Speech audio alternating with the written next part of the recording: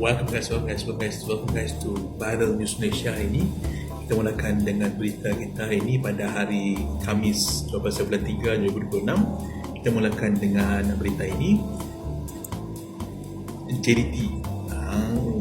JDT guys, JDT terima hawan lumayan layak ke suku akhir ACLE.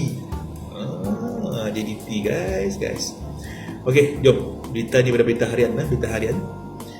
Kuala Lumpur, kejayaan Johor Darul Takzim JDT marah ke separuh akhir Liga Juara-Juara Asia Elite ACLE bukan sahaja mencapai sejarah baru, malah skuad Harimau Selatan turut meraih hawan lumayan atas pencapaian itu.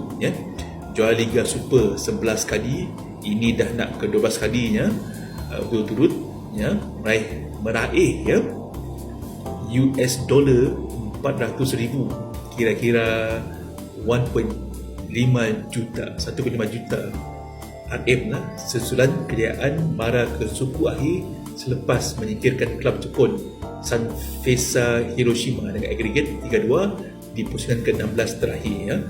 Jumlah berkenaan menjadikan kelab milik pemangku Sultan Johor Tunku Mahkota Ismail itu mengumpul kira-kira 6.6 juta nilai ganjaran keseluruhan sepanjang kempen mereka di ACLE musim ini.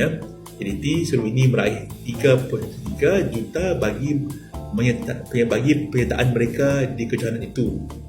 Masuk pertandingan dah 3.3 juta. Lepas tu memperoleh 1.17 juta hasil daripada 3 kemenangan peringkat Liga. 3 kali menang lagi 1.1 juta. Skuad kenderaan Zikyo Munoz kemudian meraih ganjaran bertambahan 784,600 ringgit susulan kejayaan layak ke pusingan ke-16 terakhir. Satu duit tu juga. Dahulu JDT mencetak sejarah marahkan suku akhir buat kali pertama meskipun tewas 0-1 kepada Sanfrecce Hiroshima dalam aksi kedua pusingan 16 di Stadium Bersepah Hiroshima hari ini.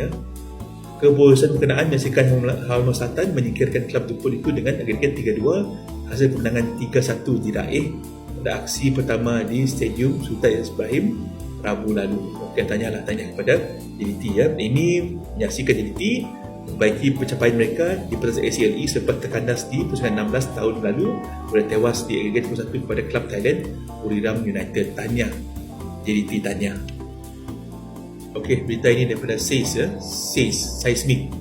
Student kena scam lebih 6,000 ketika cuba beli iPhone 15 Pro Max dengan harga 2,000. Macam mana ni Seorang pelajar lelaki berusia 18 tahun rugi 6,880 apabila menjadi mangsa penipuan pembelian telefon bibit terpakai.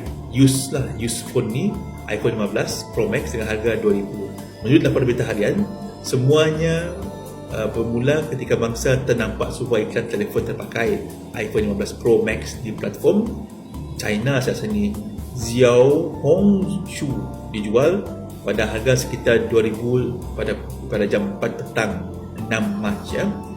Katanya saya menghubungi individu yang kononnya penjual itu dan dia meminta saya memindahkan wang pendaluan sebanyak 1,000 ke akaun digital beliau. Esok harinya saya menerima nombor penyejak penghantaran melalui WhatsApp daripada individu yang mendakwa mewakili sebuah syarikat logistik tempatan. 8 Mac saya lagi sekali menerima mesej daripada pihak logistik yang menyatakan barangan yang dibeli meminta deposit jaminan sementara 500. Mangsa enggan, kata mangsa yang enggan namanya dikenali lah Baik, mangsa diminta untuk bayar cas kepada penjual, cas lagi. Lepas itu mangsa dimaklumkan untuk bayar lagi 500 sebagai cas proses di samping menerima alasan bahawa disebabkan harga barangan melebihi 2,500 yang mungkin membabitkan isu mengelakkan cukai dan juga pengubahan wang haram. Oleh itu mereka juga minta saya membayar tambahan 1,000 dan saya juga turut menuruti permintaan itu. Saya kemudian diminta membayar lagi RM1,000 sebagai bayaran proses. Pihak berkenaan berjanji semua wang itu akan dipulangkanlah selepas bungkusan diterima ditangani, malah minta saya mengisi satu lagi borang kemenangan wang katanya. Hai, kesiannya. Diminta membayar cas duty stamp dan cukai custom sebanyak RM2,880. Menurut bangsa, pihak penjual telah meminta membayar duty stamp tadi. Bagi meyakinkan saya, mereka turut menghantar gambar kad pekerja syarikat logistik itu jadi syakin yang palsu. Pihak terbabit mendapat bungkusan akan dihantar sekitar jam 3 petang kemarin, petang hari Rabu. Namun, apabila saya menyemak nombor penjajak, tiada temu rekod. Itu baru saya telah pun ditipu buat laporan di Balai Polis Tapak. Selepas buat laporan, mereka masih menghantar mesej peribadi meminta RM3,000 lagi sebagai insurans sementara. Dengan alasan wang itu boleh dipulangkan jika bungkusan sampai tanpa kerosakan. Itulah nak sangat beli barang online. Tengok susah guys, banyak yang scammer guys, terutama sekali untuk mereka-mereka yang terdesak. Bila dah terdesak, apa-apa pun kita tak kaut. Kita tak kaut semuanya. Lagi di Seismik, kita cerita lagi tentang hal iPhone ni ya. Di Seismik ni, mahkamah tolak saman bekas pelajar sembunyi iPhone dalam pakaian dalam ketika trial SPM. Saman ni, Mahkamah Seksyen Kuala Terengganu telah menolak tuntutan saman bekas pelajar yang telah ditahan 6 tahun lalu. Benda ni dah berlaku 6 tahun. Maksudnya pelajar ini dah pun habis SPM dah.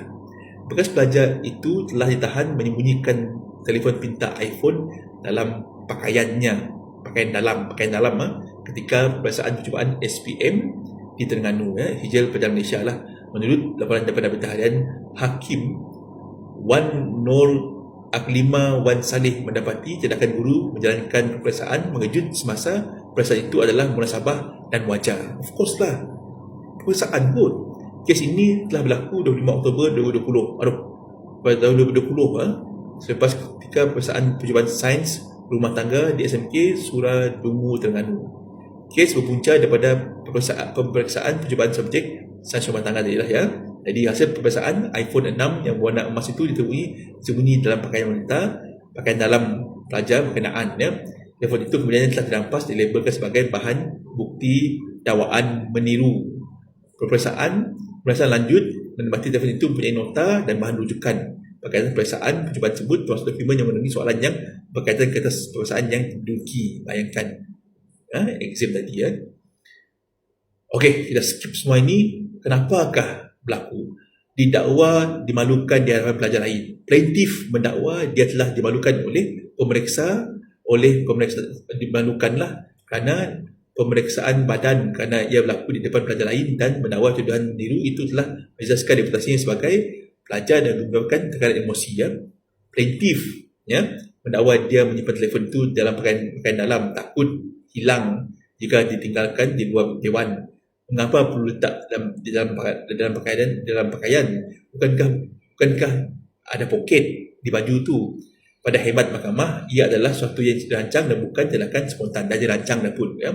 Plaintiff sedang melakukan pertimbangan yang lemah dengan risiko besar dengan bawa telefon itu masuk dalam pemeriksaannya.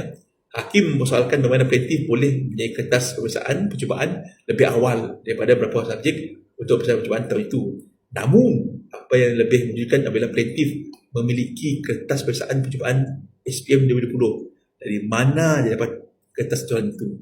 From where she gets the paper. Bersama skema pemakahan lagi, skema jawapan bagi berapa subjek keras. Bagi mahkamah, ini adalah isu sebenar yang nampaknya terlepas pandang oleh semua pihak. Bukan kes phone itu. Kesnya adalah paper tadi. Paper soalan itu terdapat dalam iPhone tadi.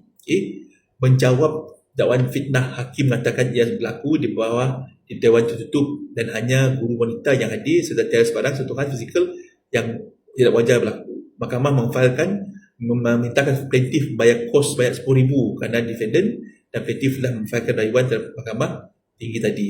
Maksudnya apa tadi? Pasalah bayar RM10,000. Kadang-kadang cuba menegakkan benang yang basah. Lain kali bila exam jangan bawa phone. Baik anda di sekolah ataupun IPTA, FTS, jangan bawa phone. Okay, itu guys pada ini News Malaysia hari ini guys. Terima kasih. Happy lah jadi happy. JDT happy lah. Happy JDT.